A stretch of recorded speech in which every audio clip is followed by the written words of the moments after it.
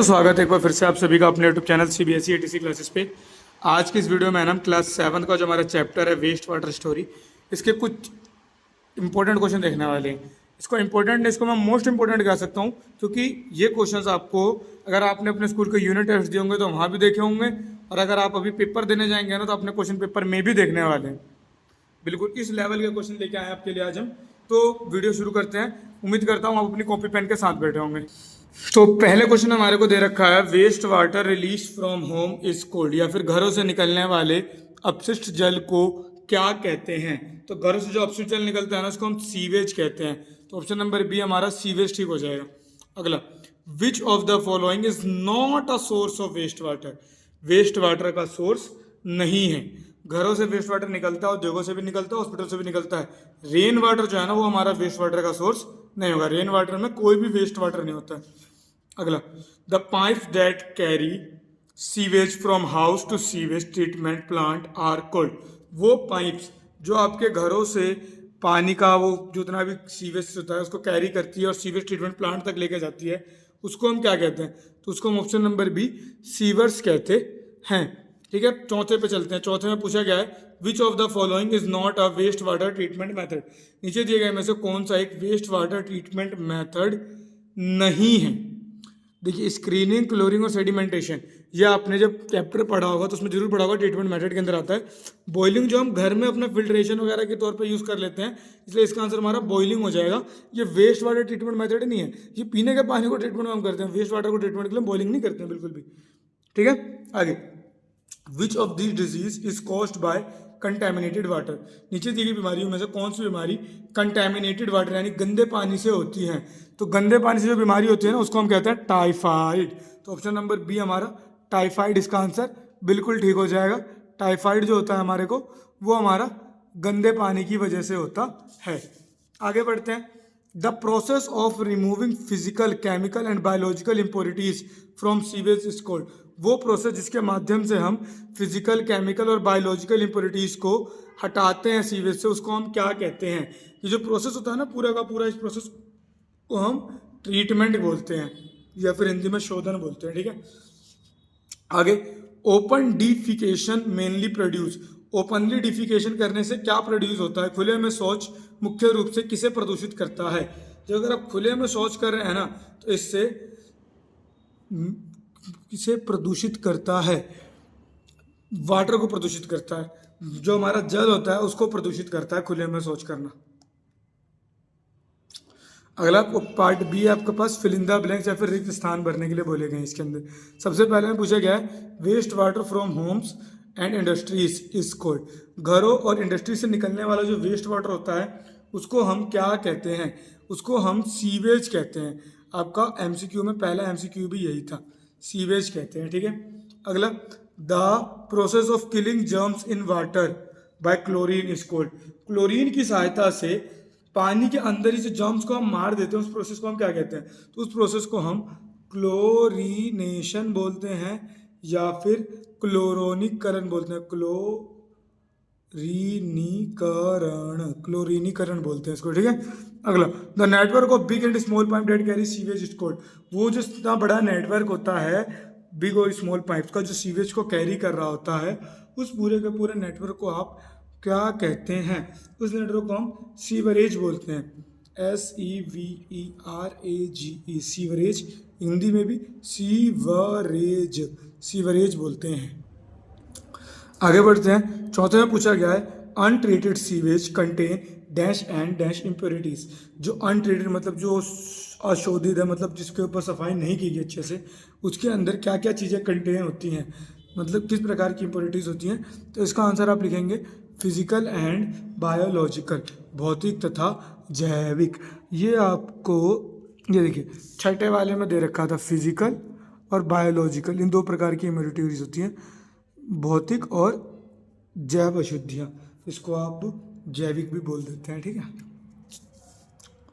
पांचवा question, use of biogas help in safe disposal of.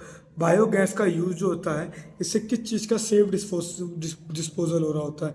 तो इससे हमारा ह्यूमन एक्सक्रिएटा या फिर मानव मल जो होता है ना, मानव के द्वारा वेस्ट जो निकलता है शरीर से, मानव मल, इसका सही तरीके से डिस्पोजल हो पाता है बायोगैस प्लांट्स की सहायता से। Lack of sanitization leads to spread of dengue diseases, मतलब कि अगर सैनिटाइजेशन यानी स्वच्छता की कमी होगी तो किस प्रकार की बीमारियां पैदा होती हैं। तो कुछ लोगों ने इसके आंसर में है ना टाइफाइड लिख दिया था, जो कि बिल्कुल गलत है। इसका सही आंसर होगा हमारा water borne diseases. Water borne बीमारियां तो लिखा ही हुआ है, या फिर हिंदी में इसको बोलते हैं हम जल जनित बीमारियां, जल से पैदा होने वाली बीमारियां होती हैं। फिर आता है आपके पास ट्रू और फॉल्स, जिसके अंदर सबसे पहले में पूछा गया है sewage contain only water and no impurities. Sewage जो होता है सिर्फ और सिर्फ पानी इकट्ठा कर रहा होता है, इम्प्योरिटीज़ नहीं। ये बात गलत है, सीवेज के अंदर तो इम्प्योरिटी वाला ही पानी होता है ना। फिर अगला क्वेश्चन है sanitization and hygiene help in preventing water borne disease. Sanitization और हाइजीन की सहायता से आप पानी से होने वाली बीमारियों से बच सकते हैं। बिल्कुल सही बात है, सैनिटाइजेशन रखेंगे तो हम बिल्कुल बचेंगे। आगे बढ़ते हैं, अगले में क्या पूछा गया हमसे। अगले में हमसे बोला गया है waste water treatment plant make sewage fit true for use. Waste water treatment plant जो होता है ये पानी को पीने योग्य बना देता है, बिल्कुल बना देता है, ट्रू हो जाएगा ये हमारा। फिर open drain are safe and hygienic disposable of sewage. Open drain जो होते हैं सेफ होते हैं, ये बात बिल्कुल गलत है। ओपन ड्रेन तो अनसेफ होता है, अगर ड्रेन्स ओपन रहेंगे तो उस पर बीमारियाँ पैदा करने वाले बैक्टीरियाज वगैरह ग्रो होते रहेंगे। Chlorinization is done to kill harmful micro organism in water. बिल्कुल सही बात है, क्लोरिनाइजेशन पानी के अंदर होता है, जिससे हार्मफुल बैक्टीरिया माइक्रो ऑर्गेनिज्म सब मर जाते हैं। अब ये है पिछले वर्ष के आए हुए क्वेश्चन है और फिर कुछ प्रैक्टिस के लिए दे रखे थे। तो पिछले वर्ष के आए हुए क्वेश्चन को समझते हैं। चलिए, सबसे पहले पूछा गया सीवेज क्या होता है, इसके कंपोनेंट बताइए। तो सीवेज वो सारा का सारा पानी हो जाता है जो रिलीज होता है आपके घरों से, इंडस्ट्रियों से और हॉस्पिटल से। Sewage is the all release from homes and water. Sewage जो होता है घरों, उद्योगों और अस्पतालों से निकलने वाला सारा का सारा जल होता है। अगला पूछेगा इसके कंटेंट, इसके अंदर क्या क्या कंपोनेंट आते हैं। तो इसके अंदर कुछ फिजिकल कंपोनेंट आते हैं, जो भी आपका पीछे एमसीक्यू में भी था और फिल इन द ब्लैंक में भी था। फिजिकल कंपोनेंट आते हैं। फिजिकल कंपोनेंट के अंदर आप कह सकते हो सैंड आ गया, स्टोन्स आ गए, रेत, पत्थर वत्थर, ये सब आ जाता है। फिर कुछ केमिकल आते हैं। केमिकल में क्या क्या आते हैं, डिटर्जेंट आ जाते हैं, डिटर्जेंट बाहर हमने वो चला गया, ऑयल्स आ जाते हैं, ठीक है। और फिर कुछ आते हैं आपके बायोलॉजिकल। बायोलॉजिकल क्या होते हैं, लाइक ह्यूमन एक्सक्रीटा, मानव मल। अगर आपके फ्लश का कनेक्शन उसके साथ है तो मानव मल भी तो पानी में जा रहा है ना। ह्यूमन एक्सक्रीटा हो गया, बैक्टीरिया हो गया, और बीमारी के पैदा करने वाले माइक्रोऑर्गेनिज्म जितने होते हैं वो सारे हो गए, वो सारी चीज़ें आ सकती हैं। Right the harmful effect of open defecation, यानी कि खुले में शौच के हानिकारक प्रभाव लिखे। सबसे पहले चीज़ें बताता हूँ, अगर आप खुले में शौच कर रहे हैं ना तो मिट्टी और पानी दोनों को गंदा कर रहे हैं, ठीक है। दूसरी चीज़, पानी से होने वाली बीमारियों को बढ़ावा दे रहे हैं और एक अनहाइजीनिक एनवायरनमेंट का निर्माण कर रहे हैं। हिंदी में बताऊँ तो खुले में शौच करने से मिट्टी और जल प्रदूषित होते हैं, टाइफाइड जैसे बीमारियां पैदा होते हैं, वातावरण गंदा हो जाता है। 3 पॉइंट बहुत है आपके लिए। अगर आप पेपर भी देने जाएंगे ना तो मैक्स 3 नंबर का क्वेश्चन होगा, 3 लाइन लिख देंगे तो आपको पूरे 3 नंबर मिल जाएंगे, ठीक है। लेकिन अगर मैं इसी को एक लाइन में लिखूँ तो हो सकता है नंबर ना मिले, लेकिन अगर आप 3 पॉइंट लिखेंगे तो जरूर टीचर आपको 3 में से 3 नंबर जरूर देगा, ठीक है। Describe the role of waste water treatment plant. Waste water treatment plant का रोल बताइए क्या होता है। इनका रोल बहुत इंपॉर्टेंट होता है, मैं आपको लिख के बता देता हूँ।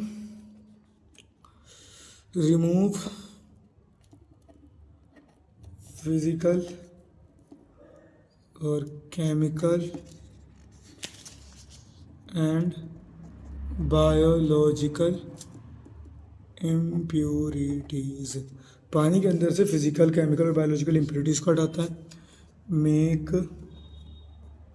वाटर सेफ फॉर यूज़, पानी को है ना यूज़ करने के लिए सही सा बना देता है, या फिर पानी को दोबारा उपयोग करने योग्य बना देता है। और प्रोटेक्ट करता है हमारे इन्वायरमेंटल पोल्यूशन से। प्रोटेक्ट एनवायरमेंट फ्रॉम पोल्यूशन, बीमारियों से हमारे, मतलब पोल्यूशन यानी कि प्रदूषण से हमारे पर्यावरण की रक्षा करने का काम भी करता है। Explain 3 method of preventing water pollution. बहुत इंपॉर्टेंट और सबसे इजी क्वेश्चन, बहुत इंपॉर्टेंट और सबसे ईजी कि 3 तरीके बता दीजिए जिसके माध्यम से आप पानी को गंदा या दूषित होने से बचा सकते हैं। अक्सर पेपरों में आया हुआ क्वेश्चन है और अक्सर बच्चे इसका आंसर सही भी लिख लेते हैं। फिर भी मैं आपको बता देता हूँ, अगर आप इसको सही देखना चाहते हैं ना 3 तरीके, तो सबसे पहले प्रॉपर सीवेज ट्रीटमेंट सिस्टम होना चाहिए, यानी कि नालों के पानी का शोधन बिल्कुल सही तरीके से होना चाहिए।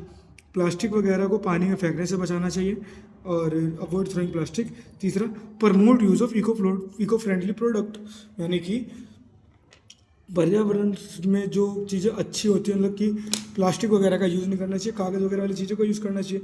पर्यावरण हितोषी वस्तुएं, इको फ्रेंडली को हिंदी में बोलते हैं हितोषी वस्तुएं, इनका उपयोग करना चाहिए। और सेफ सैनिटाइजेशन यूज़ करना चाहिए, मतलब कि सुरक्षित शौचालय का उपयोग करना चाहिए। ठीक है। Why sanitization in important and public places, कितना इजी क्वेश्चन पूछ लिया ना। पब्लिक प्लेसेस यानी कि सार्वजनिक स्थलों पर सैनिटाइजेशन यानी कि स्वच्छता क्यों इंपॉर्टेंट है? बीमारियों से बचाओगे, दूसरा वातावरण को साफ सुथरा रखोगे, एक अच्छा हेल्थ मेंटेन रहेगा, इंश्योर करोगे गुड पब्लिक हेल्थ। ठीक है। अभी प्रैक्टिस क्वेश्चन मैं आपको ऐसे ही बताऊंगा, ये आप लोग को फिर भी खुद से ट्राई करने हैं अभी भी। देखिए, draw level diagram of water treatment plant. एक वाटर ट्रीटमेंट प्लांट का लेवल बनाना है। इसके अंदर आप अपने घरों से पानी निकलता हुआ दिखाएंगे, घरों से निकलता है, नालों में जाता है, नालों से सीवेज ट्रीटमेंट प्लांट में जाता है। फिर आपकी बुक में दे रखा है पहले स्क्रीनिंग होती है, फिर छानना, फिर सेडिमेंटेशन और क्लोरिनाइजेशन होते हुए किस प्रकार ये पानी दोबारा पीने योग्य बनता है।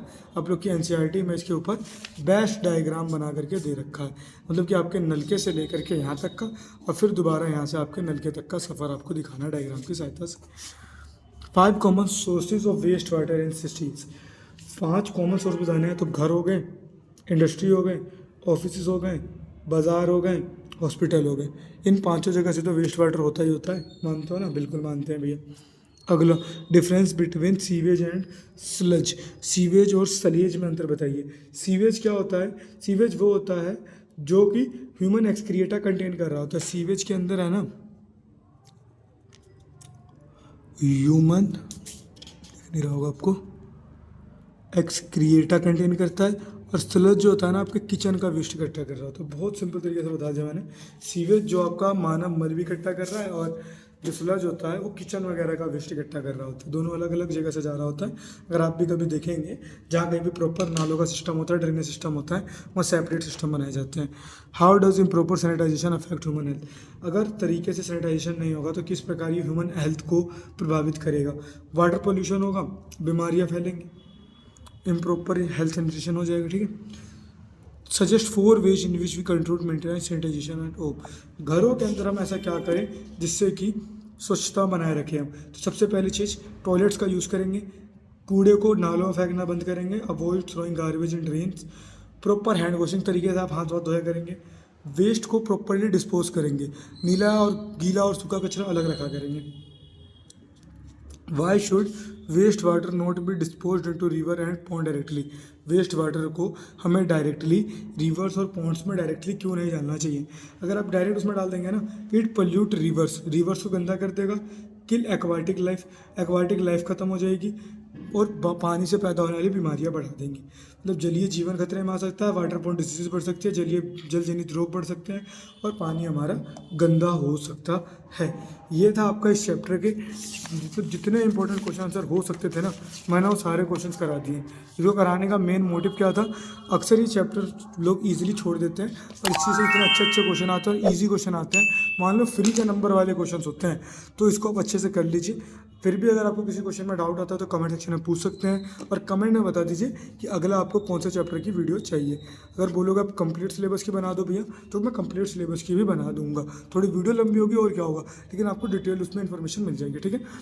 और वीडियो अच्छी लगी तो अपने दोस्तों के साथ शेयर ना करना ना भूलें। और उम्मीद करूंगा कि आप लोग ये सारे क्वेश्चन अपनी कॉपी में नोट कर लेंगे, क्योंकि यही क्वेश्चन आपके पेपर में भी आने वाले हैं। धन्यवाद, मिलते हैं अगली वीडियो में।